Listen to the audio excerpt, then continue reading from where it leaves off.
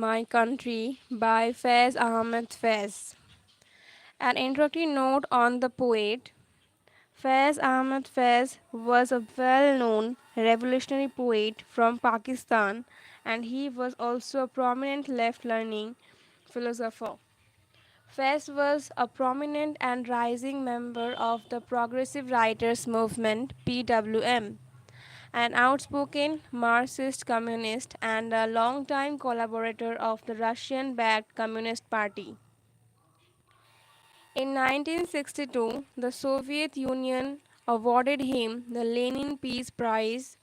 Faiz's poetry showed his complex relationship with religion in general and Islam in particular.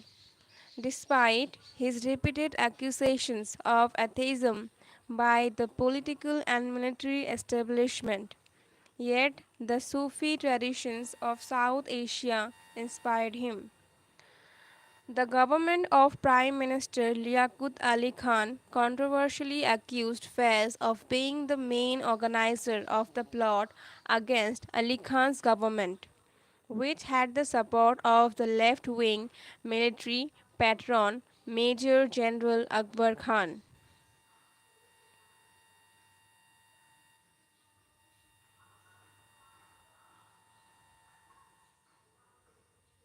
Having been detained by military police, Faiz was given the harshest punishment possible by the JAG department. However, his punishment was mitigated in 1951 following the murder of Liaquat Ali Khan.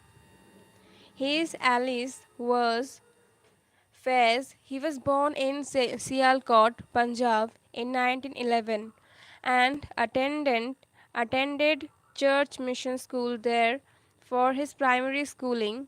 He later completed his master degrees at Government College in Lahore in both English and Arabic. During his college days, he continued to pursue his poetic aspirations. In 1936, he took up the post of an English lecturer at MAO College, Amritsar. When the progressive movement in India gathered momentum in 1936, he was one of the protagonists. Faiz beautifully blended the grief of love with the sorrows of life in his poetry, which struck a chord with the youth. In 1939, when his first collection, Nakshi Faryadi, was published, the literary world was rocked with the echo. During that time, he also assumed the responsibility of editorship of Adavi Latif. In 1940, Faiz was appointed lecturer at the Delhi College of Commerce, Lahore. This was the period when World War was at its peak and nations were uniting against fascism. Consequently, Faiz also joined the army. In 1947, Faiz took up a position in the Pakistan Times.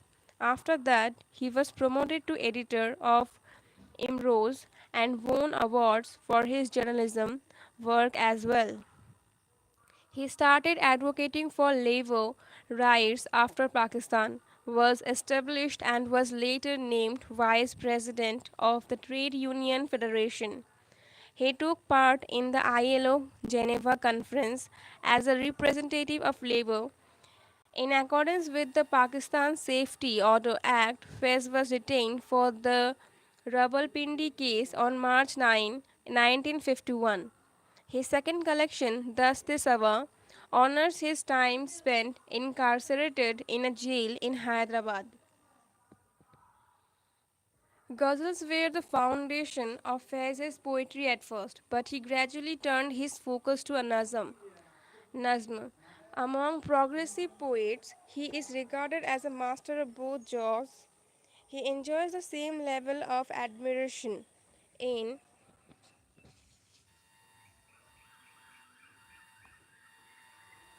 Pakistan and India as in the West.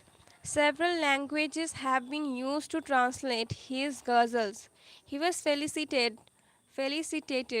with a large number of scholarly awards, particularly the Lenin Peace Prize in 1962. And his ghazals are sung by almost every popular singer Compositions of poetry Nakshi Faryadi, Daste Sawa, Zindan Nama, Daste Tak, E Sang, Sare Vadia Sina, Sam Hi Seher E Aran, Sham E Sheher E Aran, Mere Dil Mere Musafir. He complete poetry. His complete poetry has been published as Nushkha-e Wafa, Nushkha-e Wafa. Faiz passed away on 20th November 1984 in Lahore. An introductory note on the poem. At Amritsar, Faiz Ahmed Faiz began his profession as an English lecturer. He transitioned to journalism after World War II and made a name for himself as the Pakistan Times editor. He was sentenced to 4 years in prison in 1951 after being accused of involvement in the Rawalpindi conspiracy case. He learned about the harsh facts of life firsthand while serving a jail sentence, and he also had the much needed time to reflect and create poetry in solitude. His two books, Daste Saba and Zindan Nama, are the results of his time in jail. In terms of literature, Faiz followed in the direct path of Ghalib and Iqbal and entered that illustrious pantheon as an equal among equals with a style and presence that were uniquely his own. His genius rested in his capacity to write about modern problems and the plight of people in a style that always maintained the high sobriety of classicism. He followed the great poetic traditions of Urdu, while others were able to follow the same pattern and generate poetry that was obviously classical in its language, imagery, and symbols. Fez was able to create poetry that was immediately relatable to modern issues. Fez brought the sleeping gods back to life. The word regained its vitality and its power. This will remain the greatest testimony to his genius. In the poem For Your Lanes, My Country, the author addressed both his political and personal hope. This poem reflects his time in prison, and by doing so, he satirizes the socio political climate of today.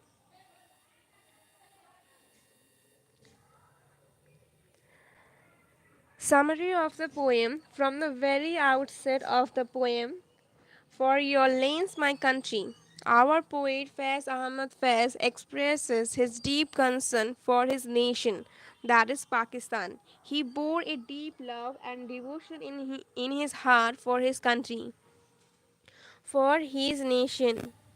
The poet can sacrifice his own life, but at the same time, the present circumstances worried him. He witnessed some flaws of the society where no one shall walk with his head held high.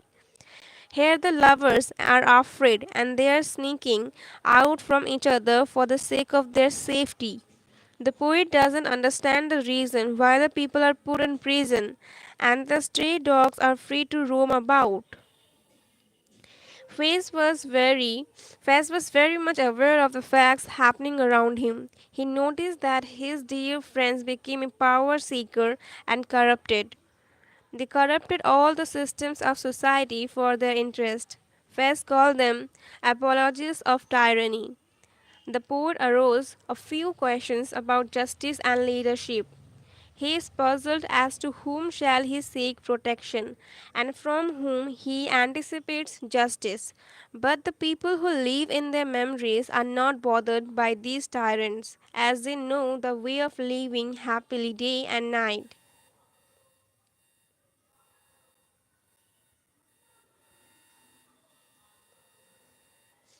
The poet glorifies his nation. He compares his nation's beauty with the sparkling stars illuminated in the air. He further explains that the persons who are confined in prison made of bricks and stones are compelled to live in the dark after the sun sets.